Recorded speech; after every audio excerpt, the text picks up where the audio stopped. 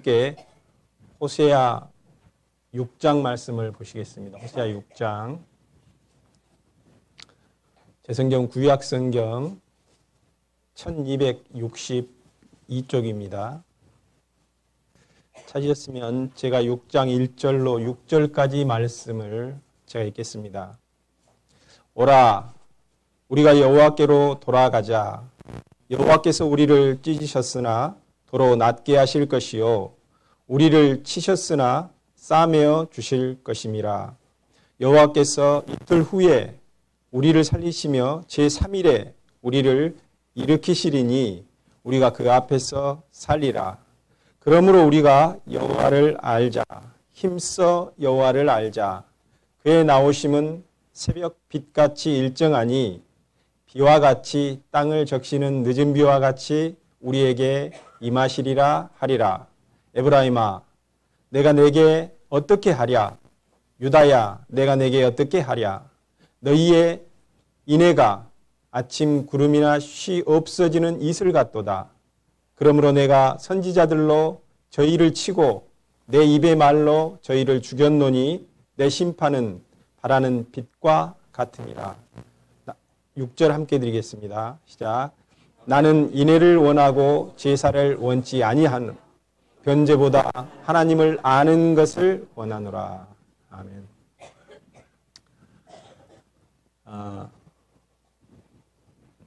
기도하고 계시겠지만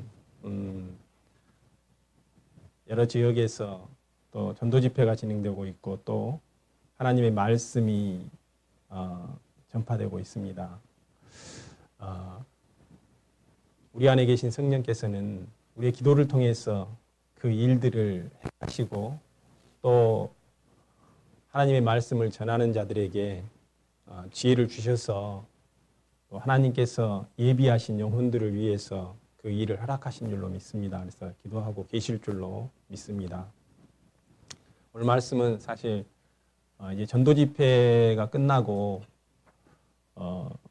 우리가 왜 하나님에 대해서 알아야 되고 또 그 알아간다고 하는 것은 어떤 의미가 있는지 그런 부분들을 함께 나눠보고자 합니다. 하나의 예를 가지고 시작을 하도록 하겠습니다.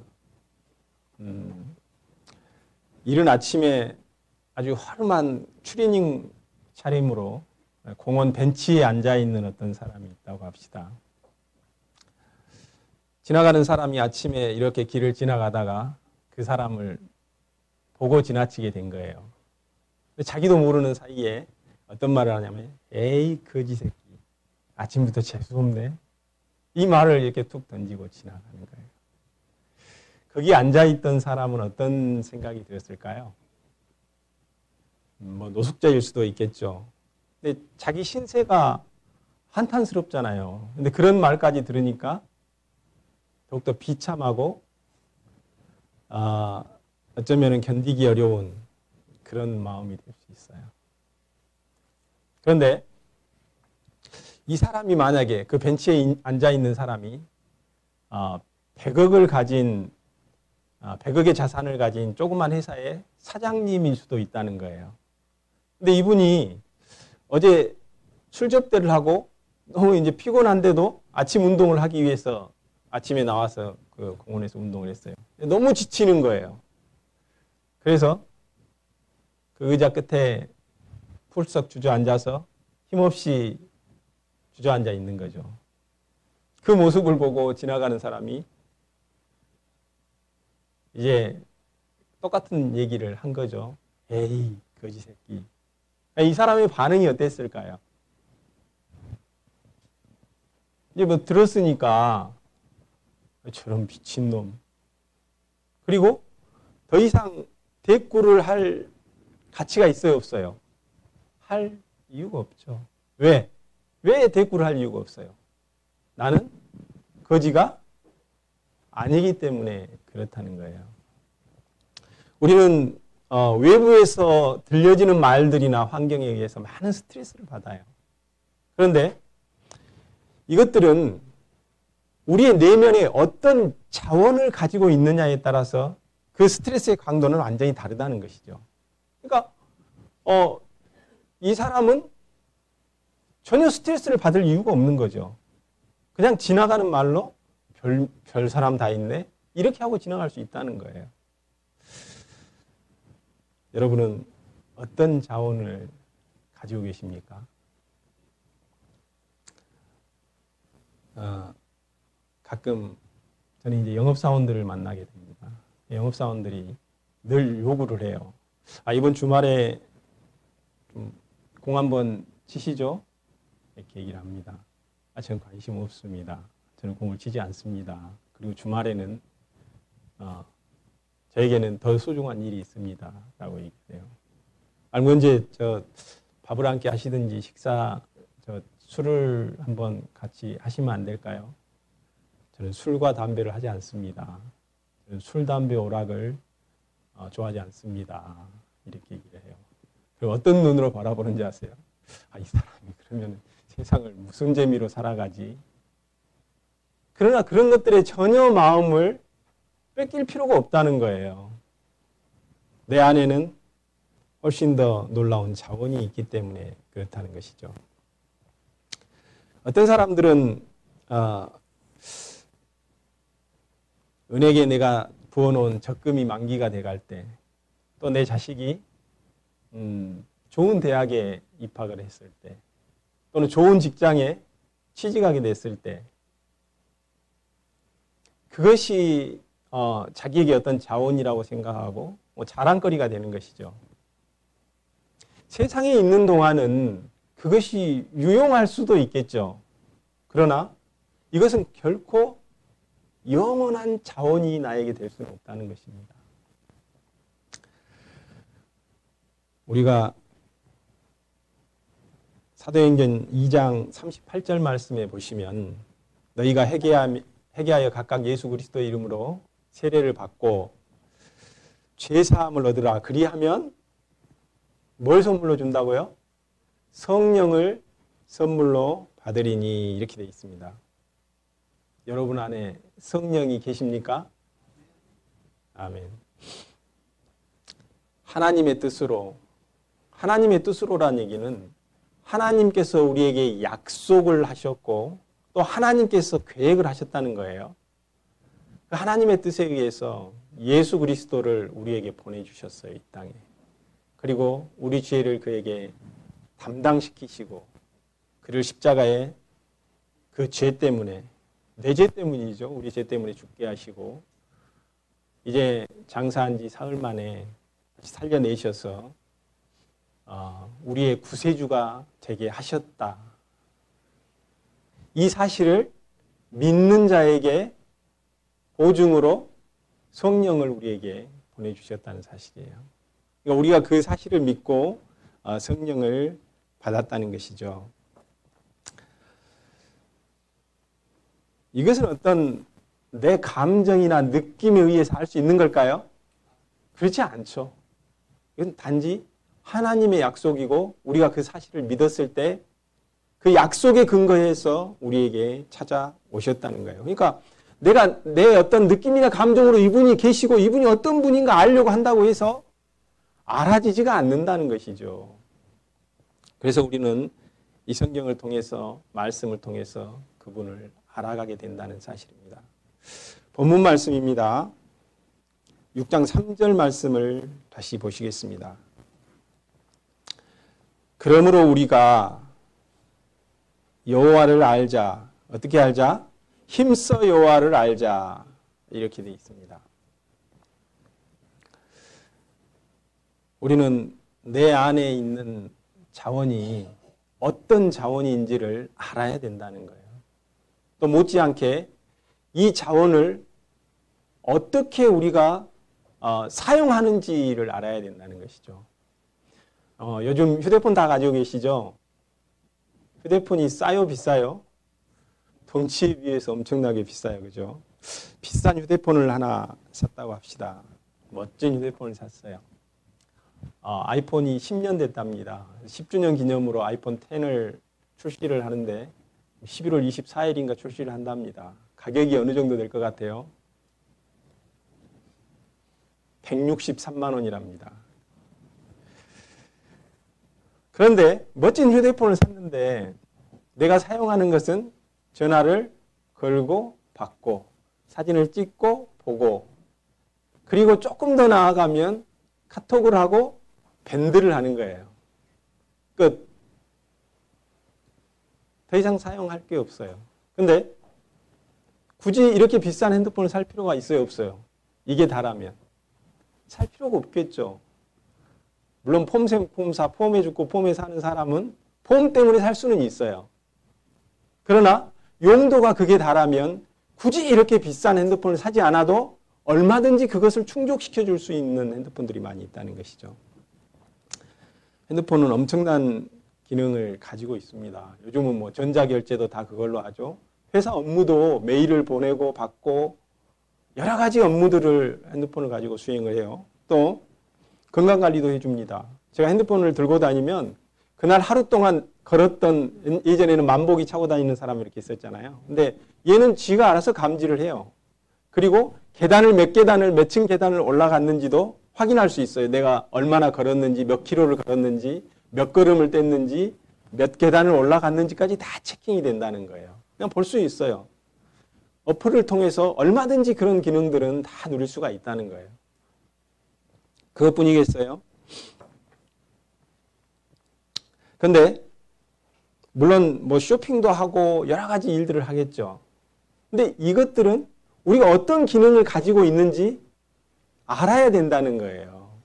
알지 못하면 그걸 활용할 수 없다는 것이죠. 그러니까 아는 만큼 활용하게 된다는 것이죠. 하나님께서는 우리에게 각양 좋은 은사들을 공급해 주십니다. 야고보서 1장 17절 말씀해 보시면 각양 좋은 은사와 온전한 선물이 다 어디로부터요? 위로부터 빛들의 아버지께로 내려오나니 이렇게 말씀하고 계십니다. 그런데 우리가 이것들을 갈구하는데 물론 휴대폰도 마찬가지겠죠. 그것들을 누리고 싶어요. 나도 그렇게 하고 싶어요. 근데 내가 그것들의 기능에 대해서 배우지 않으면 할 수 있어요, 없어요? 할 수 없다는 것이죠. 우리가 하나님께로 오는 좋은 은사들을 늘 바라죠. 그러나 하나님의 말씀을 온전하게 배우지 못하면, 알지 못하면 그것들을 활용할 수 없다는 사실입니다. 그 밑에 우리 함께 드렸던 6절 말씀입니다. 나는 인애를 원하고 제사를 원치 아니하며 번제보다 뭐를요? 하나님을 아는 것을 원한다라고 이렇게 기록이 되어 있습니다. 오늘 함께 나눌 주제가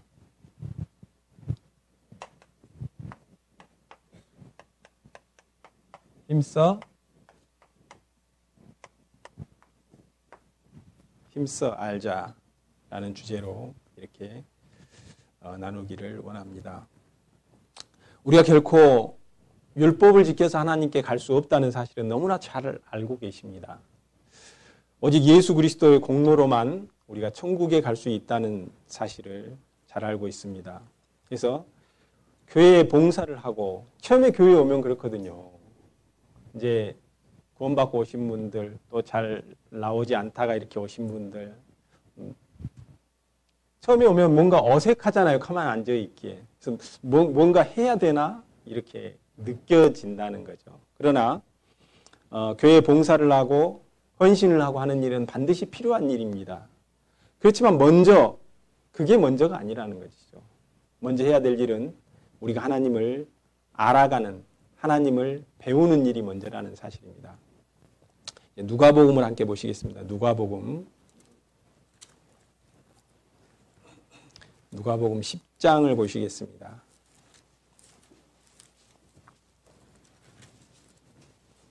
신약성경, 제 성경은 111쪽입니다.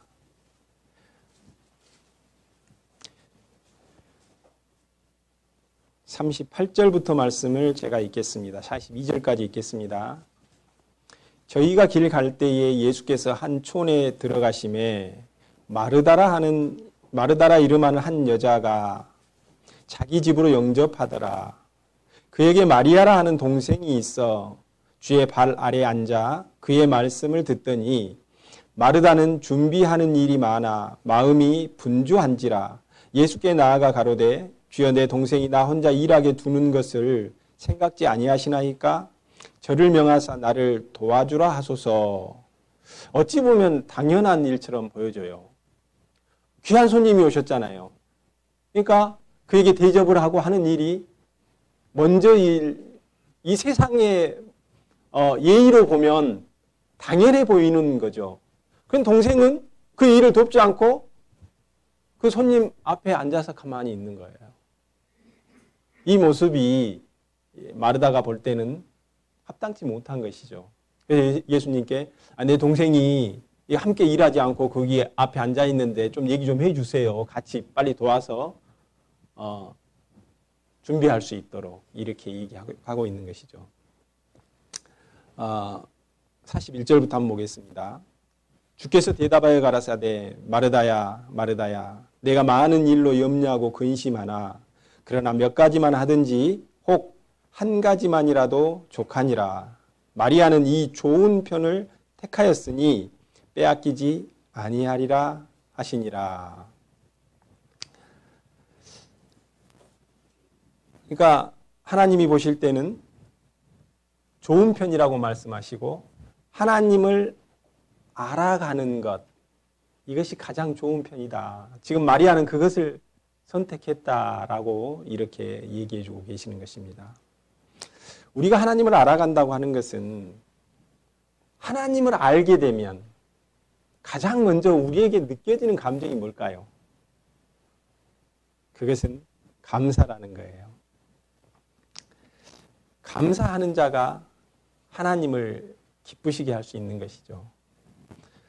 다윗은 그 마음의 중심에 늘 하나님을 향한 그런 감사가 있었어요. 우리가 역대상 29장 14절에 보시면 나와 나의 백성이 무엇이 간데 이처럼 즐거운 마음으로 드릴 힘이 있었습니까? 이렇게 고백을 하면서 모든 것이 주께로 말미암아 싸우니 우리가 주의 손에서 받은 것으로 주께 드렸을 뿐입니다. 이렇게 고백을 하고 있어요. 그러니까 우리가 실제로는 무엇을 해서 하나님께 감사를 드릴 수 있는 게 아니고 하나님께 받은 것을 하나님께 온전히 드릴 수 있는 게 하나님이 기뻐하시는 감사라는 것이죠.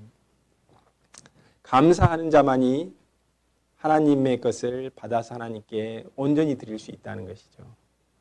이것은 하나님 앞에 배우려고 하는, 하나님 앞에 그분을 알려고 하는 마음은 바로 감사에서부터 시작된다는 거예요. 미국의 미시간 호수에 큰 배가 이렇게 유람선이죠. 유람선이 떠다니다가 갑자기 풍랑을 만나서 뒤집어지게 됐어요. 근데 마침 그 안에 젊은 수영선수가 한 명 있었어요. 이 사람이 정말 목숨을 걸고 거기 물에 빠진 사람들을 건져내서 23명의 목숨을 구할 수 있었어요.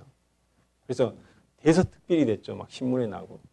그리고는 이제 잊혀졌어요. 잊혀졌는데 R.A. 토레이라는 목사님이 LA에서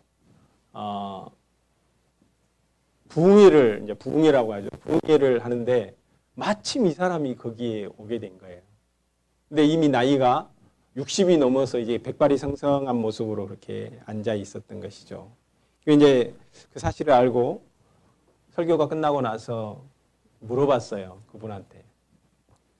오랜 시간이 지났지만 지금도 기억이 생생하실 텐데 그분들을 그렇게 구해주고 지금까지 살아오면서 가장 기억에 남는 게 뭡니까? 이렇게 이제 이 분한테 물어봤어요. 그분 대답이 뭐였을까요? 내가 구해준 그 23분의 사람 중에 지금까지 한 사람도 와서 나에게 목숨을 구해줘서 고맙다라는 말을 들어본 적이 없다. 나는 그게 가장 기억에 남는다. 무슨 얘기겠어요? 내가 생명을 걸고 구해줬는데 한 사람도 와서 나에게 감사하지 않더라. 그것이 마음의 기억 속에 남아있는 거예요. 얼마나 서운했겠어요. 누가복음 17장 한번 보시겠습니다. 뒤로 넘어가셔서 17장 17절부터 한번 보겠습니다. 16절부터 보겠습니다. 예수의 발 아래에 엎드려 살해하니 저는 사마리아인이라. 예수께서 대답하여 가라사대 10사람이 다 깨끗함을 받지 아니하였느냐. 그 9은 어디 있느냐. 이 이방인 외에는 하나님께 영광을 돌리러 온 자가 없느냐 하시고 그에게 이르시되 일어나 가라. 내 믿음이 너를 구원하였느니라 하시더라. 예수님께서도 생명을 얻고 그리고 예수님 발 아래 와서 그가 감사한다는 것은 하나님을 알아가는 자가 되기를 원하시더라는 거예요. 그것을 기뻐하시더라는 것이죠. 그런데 많은 사람들이 생명을 얻고 이 한 사람 외에는 예수님 앞에 나온 사람이 없었더라는 것이죠. 그러니까 생명을 얻었지만 하나님을 알아가는 일이 그만큼 쉬운 일은 아니라는 것이죠. 많은 세상의 어떤 유혹들이 있을 수도 있고 여러 가지 형편과 사정이 있을 수도 있겠죠. 하나님께서 우리에게 허락해 주신 것이 얼마나 놀라운 것입니까? 그것은 그 사람이 23명에 뭘 구해줬어요? 생명을 구해줬잖아요. 근데 하나님께서는 우리에게 영원한 생명을 허락해 주셨다는 거예요. 우리에게 영원한 생명. 우리가 얻은 이 영원한 생명은, 영생은 대가가 반드시 지불되었다는 사실입니다. 예수 그리스도가 내 대신 죽어주셨다는 사실이죠. 요한복음 17장을 보시겠습니다. 요한복음 17장 뒤로 넘어가셔서 17장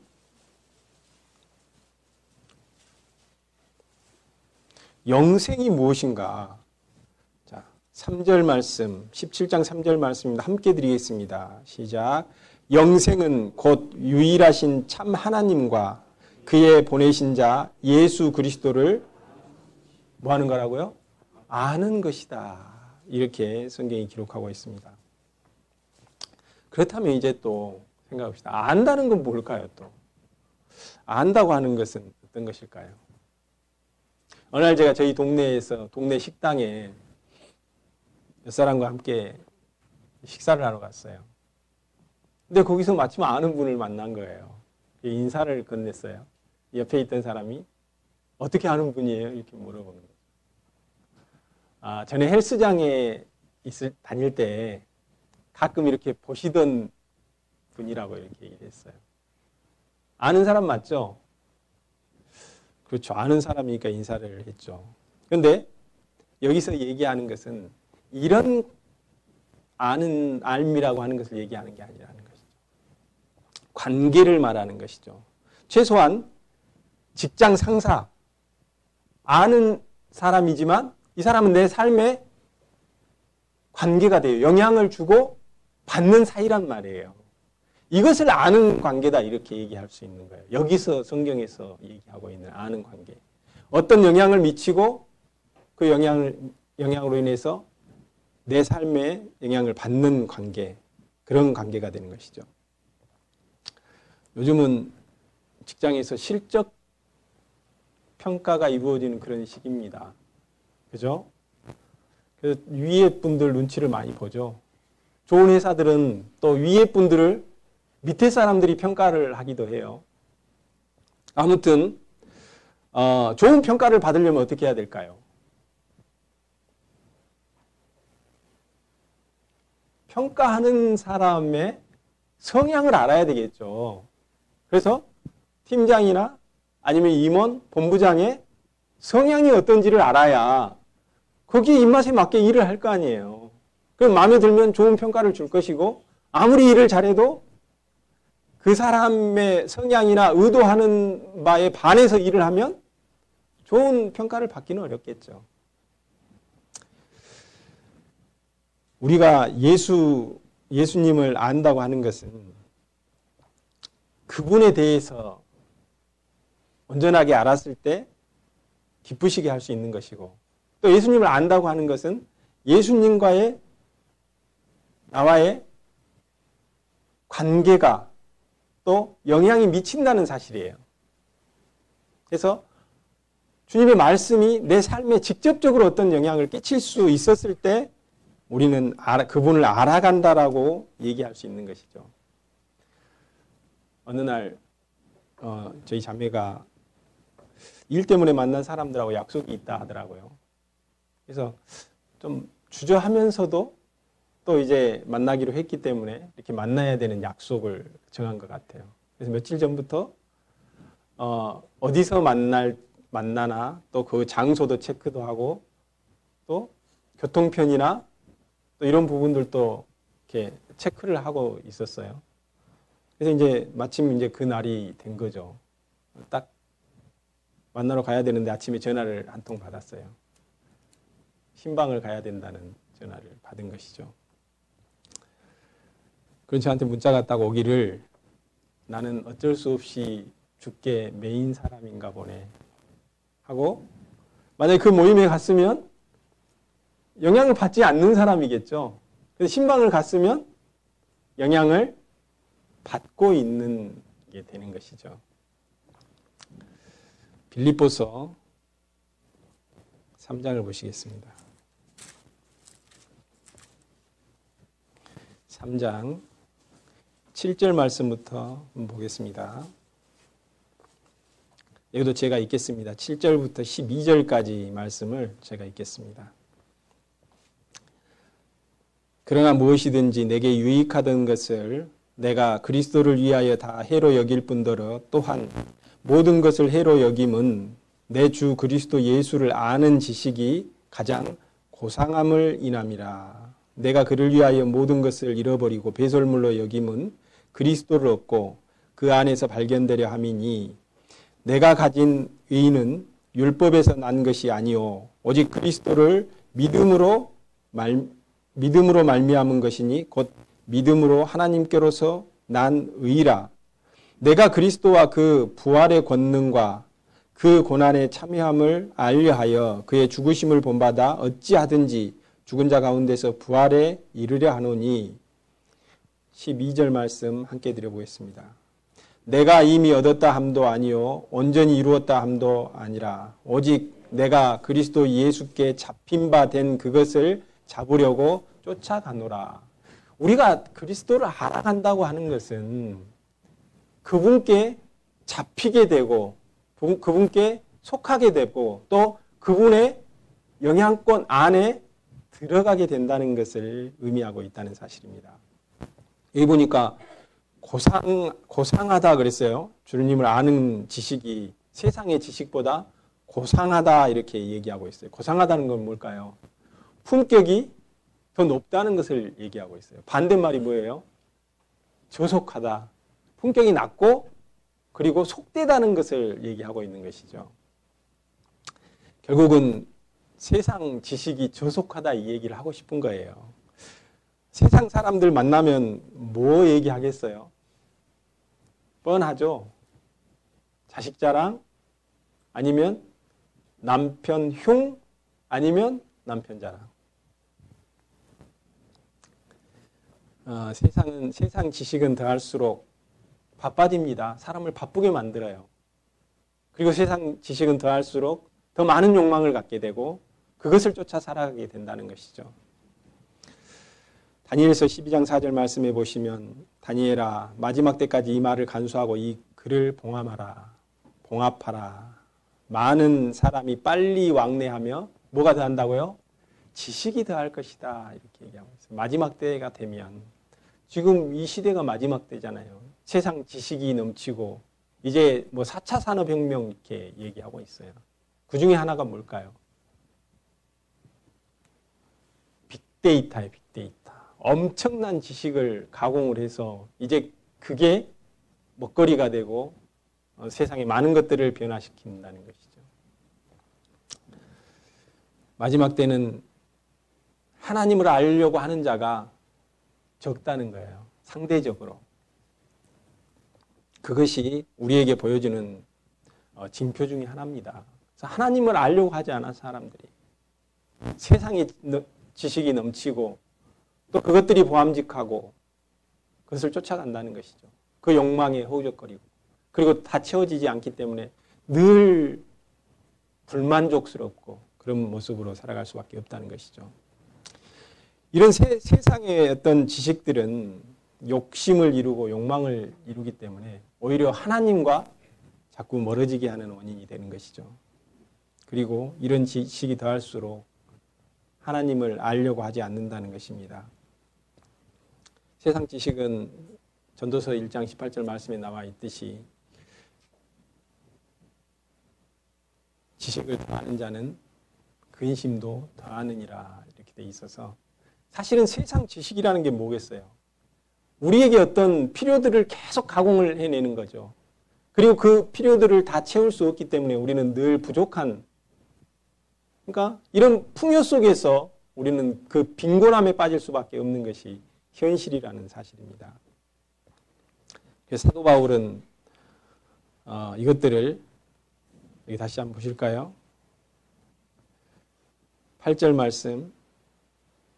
또한 모든 것을 해로 여김은 내 주 그리스도 예수를 아는 지식이 가장 고상함을 인함이라 이렇게 되어 있고, 후반절에 보니까 내가 그를 위하여 모든 것을 잃어버리고 뭘로 여긴다고요? 배설물로 여긴다라고 이렇게 얘기하고 있어요. 배설물은 계속 가지고 있으면 병이 됩니다.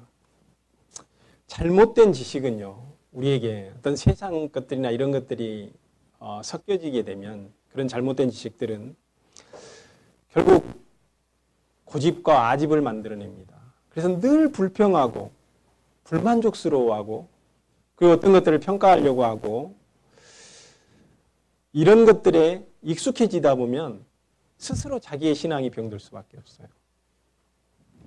그래서 우리는 그것들을 우리 안에 있는 세상을 향한 그런 지식의 갈구들을 버릴 수 있을 때 하나님께 돌아서서 그 고상한 지식들을 우리가 깨달아갈 수 있다는 사실입니다. 이사야서 55장 한번 보실까요? 이사야서 55장.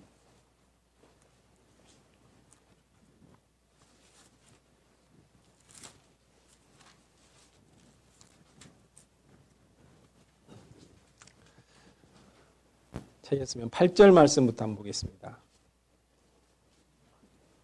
자, 읽겠습니다. 여호와의 말씀에 내 생각은 너희 생각과 다르며 내 길은 너희 길과 달라서 9절 함께 드릴까요? 하늘이 땅보다 높음 같이 내 길은 너희 길보다 높으며 내 생각은 너희 생각보다 높으니라. 하나님의 생각과 우리의 생각의 차이가 어떤 차이라고요? 하늘과 땅 차이라고 얘기하고 있어요. 그런데 세상의 지식이 아무리 발달한다고 아무리 넓어진다고 커진다고 해서 하나님의 생각에 미친다 못 미친다? 미칠 수 없다는 것을 이야기하고 있습니다. 우리가 열왕기상에 보시면은 엘리야 때 사르밧 과부가 나오죠. 그가 먹을 게 없어서 자식하고 마지막 남은 가루로 떡을 해서 먹고 죽으려고 했어요. 그런데 엘리야가 와서 그걸로 먼저 나에게 떡을 해주라 그랬죠. 그리고 나서 어떻게 됐어요? 그 통에 가루가 다하지 않고 그 병에 기름이 다하지 않고 계속해서 공급이 되는 거예요. 또 열왕기 하에 보시면 엘리사 때 그 선지자의 생도 가난해서 이제 빚이 져 가지고 자기 아들까지 다 이렇게 뺏기게 생긴 상황이 된 거죠. 그때 이웃에 가서 병을 다 얻어와라 그래가지고 얻어올 수 있는 병을 다 얻어왔어요. 근데 그 병이 다 채워질 때까지 그 기름이 계속해서 멈추지 않고 나왔던 것을 우리는 기억을 하고 있어요. 신약 시대에 와서 예수님께서 5,000명이나 되는 사람들에게 물고기 2마리와 떡 5덩이로 그들에게 다 먹이고도 남았던 것을 기억하고 있어요.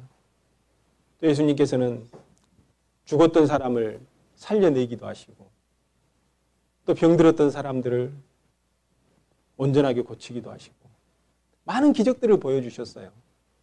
근데 우리는 이걸 뭐라고 불러요? 이적이라고 부르고 기적이라고 부른다는 거예요. 근데 하나님의 차원에서 보면 이것은 아무것도 아닌 일이에요. 그냥 일상적인 일. 하나님의 차원에서 보면. 그러니까 하나님의 차원의 것을 조금 우리에게 맛보여 주니까 우리는 와, 이런 일이 어떻게 일어날 수 있어? 기적이라고 하고 이적이라고 이렇게 얘기한다는 거예요. 그렇게 다르다는 것이죠. 우리는 이런 분을 알아가고 배워간다는 거예요. 이게 얼마나 놀랍고 흥분된 일입니까? 연인이 연인 사이에 사랑 고백을 합니다. 내 인생은 당신을 만나기 전과 그리고 당신을 만난 후로 나눌 수 있어요. 이렇게 얘기를 했어요. 무슨 얘기예요? 이 사람이 나에게 엄청난 영향을 끼쳤다는 거예요. 그리고 당신을 만나고 나서 내 인생은 완전히 바뀌었다. 내 인생은 둘로 쪼갠다면 당신을 만나기 전과 후로 이렇게 나눌 수 있다. 이 세상은 둘로 나눕니다. 예수님이 오시기 전과 오신 후, 기원 전, 기원 후. Before Christ, 기원 전, 예수님이 오시기 전. 에너 도미니, 그리스도의 날. 그리스도의 날이 이제 계속 지금 흘러가고 있는 거예요. 그의 날이. 얼마나 놀라운 사건이면 이 세상 사람들은 날짜를 그렇게 나누고 있다는 거예요. 우리 인생은 어떻게 나눌 수 있습니까? 어떻게 나누실 겁니까? 그렇죠? 내 인생은 무엇을 기준으로 나뉘는가? 미국의 벤자민 바버라는 사람, 교수입니다. 책을 많이 썼어요, 이 사람. 이 사람이 쓴 말 중에, 이 사람이 했던 말 중에 이런 얘기가 있어요.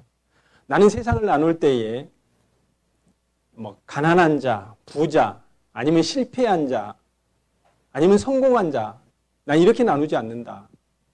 단지 세상은 세상에 대해서 배우려 하는 자와 배우려 하지 않는 자, 이렇게 나눌 뿐이다. 이렇게 얘기했어요. 무슨 얘기예요? 배우지 않으면 성장도 없고요, 변화도 없어요. 배우기 때문에 성장하고 발전하고 그리고 유지되는 거예요. 그래서 그렇게 둘로 나눈다는 것이죠. 그리스도인의 척도는 뭘까요? 믿음이 큰 자? 믿음이 적은 자? 아니면 교회 안에 영향력이 있는 사람? 영향력이 없는 사람? 그렇지 않아요. 하나님이 보실 때 이 교회 안의 성도를 어떻게 구분하실까요? 딱 둘로 구분하시죠. 하나님을 갈망하는 자, 갈망하지 않는 자. 하나님을 알고자 하는 자, 관심이 없는 자. 하나님을 배우고 싶어 하는 사람, 배우고 싶어 하지 않는 사람. 알려고 하지 않는다고 하는 것은 관심이 없다는 거죠. 나에게 관심이 없는데 하나님께서 뭘 해주실 수 있겠어요? 둘로 나눌 수밖에 없다는 거예요. 하나님의 관점에서. 하나님은 예수 그리스도 안에서 우리를 불러주셨습니다. 우리는 어떻게 예수 그리스도 안에서 하나님을 만날 수 있을까요? 그 비밀은 바로 서두에 말씀드렸던 우리에게 자원으로 주신 성령이라는 사실이에요. 요한복음 14장을 보시겠습니다.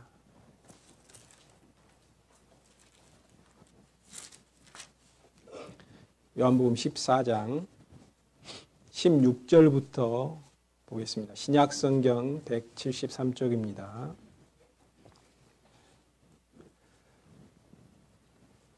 16절부터 20절까지 말씀을 제가 읽겠습니다. 내가 아버지께 구하겠으니 그가 또 다른 보혜사를 너희에게 주사 영원토록 너희와 함께 있게 하시리니 저는 진리의 영이라. 세상은 능히 저를 받지 못하나니 이는 저를 보지도 못하고 알지도 못함이라. 그러나 너희는 저를 아나니 저는 너희와 함께 거하시며 또 너희 속에 계시겠음이라. 내가 너희를 고아와 같이 버려두지 아니하고 너희에게로 오리라. 조금 있으면 세상은 다시 나를 보지 못할 터이로되 너희는 나를 보리니 이는 내가 살았고 너희도 살겠음이라. 20절 함께 드립니다. 그날에는 내가 아버지 안에 너희가 내 안에 내가 너희 안에 있는 것을 너희가 알리라. 안에 있다라고 하는 것은 속해 있다는 것을 의미하는 것이죠. 연결되어 있다는 것을 얘기하고 있어요. 로마서 8장 9절 말씀에 누구든지 그리스도의 영이 없으면 그리스도의 사람이 아니다. 그리스도의 영이 없으면 성령을 얘기하고 있는 거예요. 없으면 그리스도의 사람이 아니다 이렇게 얘기하고 있고요.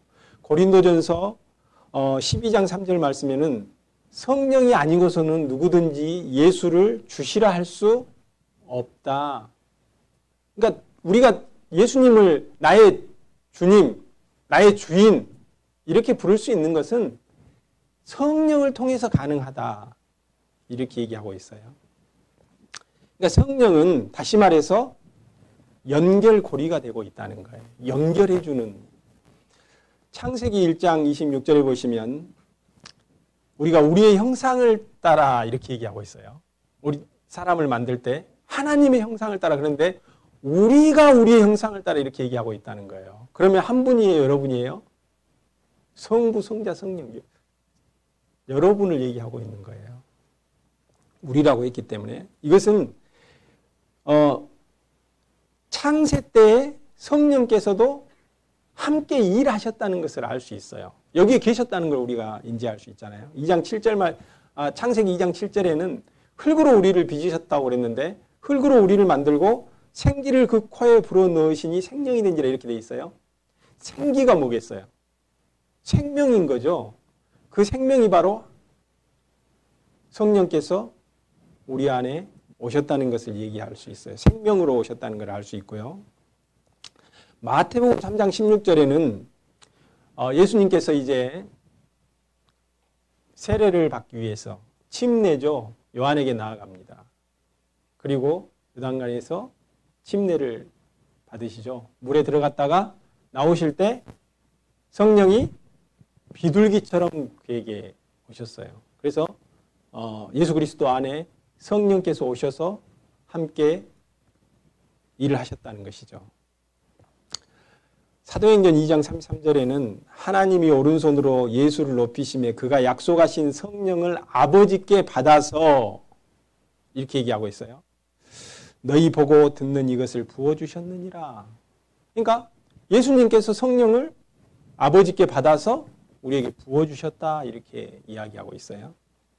로마서 8장 16절 말씀에는 성령이 친히 우리 영으로 더불어 우리가 하나님의 자녀인 것을 증거하신다. 우리 영 안에 성령이 오셔서 우리 영으로 더불어 하나님의 자녀인 것을 증거하신다. 한번 써보겠습니다. 성부 하나님이 계시고 성자 예수님이 계시고 그리고 우리를 뭐라고 부른다고요? 우리 안에 성령이 계셔서 우리를 성도라고 불러요. 성도. 성도는 여러 사람이 있을 수 있죠. 이렇게. 근데 아버지 안에 계시는 성령 또 예수 그리스도 안에 내려오셨죠. 또 예수님께서 아버지께 받아 성령을 성도에게 부어주셨죠. 연결되어 있어요. 이렇게. 그리고 우리가 기도하면 성령께서 다 알아요. 그러니까 성령으로 연결되어 있고 또 우리 안에 계신 성령이 우리로 교제할 수 있게 해주신다는 거예요. 그러니까 성령께서 이렇게 다 연결을 시켜주시는 역할을 하시는 것이죠. 우리는 이 상태에 이렇게 놓여 있을 때 이제 어디까지가 교회예요? 예수님이 머리 되시고 우리가 지체가 돼서 이렇게 한 성령 안에서 그래서 한 성령 우리가 아까 에베소서 말씀처럼 한 성령에서 하나로 이렇게 묶여진다는 것이죠. 성령께서는 하나로 묶는 이렇게 역할을 하셔요. 그래서 이것을 교회다, 머리 되시고 몸 된 교회다 이렇게 얘기하기도 하고요. 또 신랑 되시고 신부 되신 교회다 이렇게 얘기도 해요. 그래서 이렇게 성령 안에서 묶여있고 연결되어 있다 이것을 얘기할 수 있는 것이죠. 그래서 우리가 성령 안에서 교제가 가능하게 되는 것이죠. 성령 안에서의 교제를 얘기할 수 있는 것입니다. 요한복음 14장 26절 말씀을 함께 보시겠습니다. 보혜사 곧 아버지께서 내 이름으로 보내실 성령 그가 너희에게 모든 것을 가르치시고 내가 너희에게 말한 모든 것을 생각나게 하시리라. 그러니까 이 일을 우리에게 생각나게 하시고 도와주시는 역할을 성령께서 하신다는 거예요. 이 성령께서 우리 안에서 그런 여러 가지 일들 가운데 우리를 가르치기도 하시고 또 말씀 안에 있는 것들을 우리가 깨달을 수 있도록 그렇게 도와주신다는 거예요. 마라톤 시합을 하게 되면 이제 선수들을 이렇게 내보내죠. 근데 그 선수들 가운데는 중요한 한 사람이 있어요. 그 사람이 어떤 사람이냐면 한 선수가 1등을 할 수 있도록 그 선수의 속도를 이렇게 조절을 해주고 그리고 다른 선수를 상대해서 지치게 만들어서 이 선수가 1등 할 수 있도록 이렇게 도와주는 그 사람을 뭐라 그래요? 페이스메이커라고 하죠. 영화에도 예전에 한번 나왔었잖아요. 페이스메이커가 있어요. 그런 것처럼 성령께서 우리가 목적지까지 잘 갈 수 있도록 그렇게 도와주신다는 거예요. 그런가 하면 코치를 들어보셨어요? 코치? 뭐 야구나 뭐 이렇게 스포츠에서 코치가 나오죠. 원래 근데 코치라는 말은 그 원래 의미는 마부라는 뜻이에요. 마부. 옛날에는 뭐 차가 없을 때는 당연히 마부들이 이렇게 마차에 손님을 실어 나르기도 하고 했겠죠. 그래서 코치라는 말이 이 마부를 얘기하고 있어서 손님을 태워서 목적지까지 안전하게 잘 데려다주는 그런 역할을 하는 게 이제 코치인 거죠. 코치. 그래서 성령께서 이렇게 우리를 목적지까지 안전하게 데리고 가는 그런 코치 역할을 하신단 말이에요. 마부 역할을 해주시는 것이죠. 요즘은 차에 타면은 가장 먼저 켜는 게 뭐예요? 내비죠, 내비. 추워서 히터를 켜시는 분도 계시네요. 내비를 켜죠. 그리고 내비가 안내하는 대로 그 목적지까지 이렇게 간단 말이에요. 근데 목적지까지 가야 되는데 계속 내가 딴 길로 가면 어떻게 해요? 또 딴 길 가운데서 이렇게 안내를 하는데 거기에 등록이 안 돼 있는 길로 가면 어떻게 해요? 내비 두겠죠, 그냥. 내비니까. 사투리를 모르시는 분은 어쩔 수 없고. 성령을 히브리서에는 느하으다 이렇게 얘기하고 있고요. 히브리어로는. 헬라어로는 푸뉴마라고 우리가 이렇게 배웠어요. 뜻이 무슨 뜻이냐면 거룩한 영, 성결한 영의 의미를 가지고 있어요. 물론 이 성경에는 성령을 하나님의 영, 그리스도의 영, 진리의 영 이렇게 얘기하고 있죠. 여러 모양으로 말씀을 하고 있습니다. 주의 영이라고도 이렇게 얘기를 하고 있고요. 그러니까 이 성령께서는 우리를 거룩하게 만드시는 그런 분이에요. 그래서 이 성자가 거룩할 성자잖아요. 그래서 이 성도라고 하는 것은 최종적으로는 하나님께 속하고 하나님 안에 있기 위해서 성령께서 거룩하게 만드시는 거예요. 그러니까 성령은 우리가 기름의 비유를 많이 해요. 기름이라고 이렇게 얘기를 하죠. 그러니까 그분이 우리 안에서 우리를 차지해가고 우리 안에서 충만해진다고 하는 것은 우리가 기름화 되는 거예요. 기름화. 이 세상을 물이라고 얘기하잖아요. 그러니까 우리가 세상에 섞여 살 수밖에 없지만 그러나 우리가 기름화되면 될수록 세상과 어떻게 돼요? 자연적으로 분리가 되는 것이죠. 그러니까 우리가 구원받고 나서 이제 담배를 피는 분도 있고 술을 마시는 분도 있을 수 있어요.